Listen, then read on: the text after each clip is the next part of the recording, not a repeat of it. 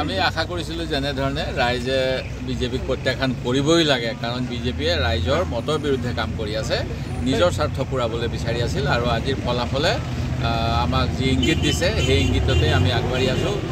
উজনিত ৰাইজে কংগ্ৰেছক আঁকোৱালি লৈছে আৰু বিৰোধী ঐক্যক আঁকোৱালি লৈছে। বিজেপিৰ বিৰুদ্ধে আমাৰ যি অসমীয়া মানুহৰ মনোভাৱ, এই মনোভাৱ বিজেপিৰ পক্ষত নাই, এই কথা আজি প্ৰমাণ হ'ব।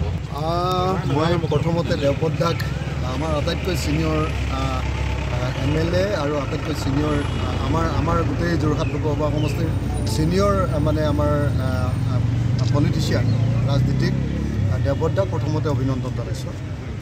আমি সকলো দেৱপদাৰ সমষ্টিটো আগবাঢ়ি আছে, আমাৰ শিৱসাগৰ সমষ্টিটো আগবাঢ়ি আছে, আমাৰ তিতাবৰ সমষ্টিটো আগবাঢ়ি আছে। আমি তিনিজন MLA আছিলোঁ, আমাৰ তিনিওজনৰ ঠাইতে আগবাঢ়ি আছে আৰু আমি খুব ভাল ভোটতে জিকিম যেন অনুমান হৈছে। আৰু যিবিলাক এক্সিট পোল ওলাইছিলে সেই এক্সিট পোলবিলাক ভুল বুলি প্ৰমাণিত হৈছে।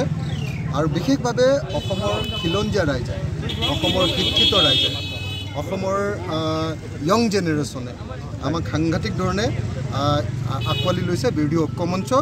আৰু বিজেপিয়ে যি ধৰণৰ অপপ্ৰচাৰ চলাই আছিলে সেইটোৰ বিৰুদ্ধে মানুহে ভোট দিছে।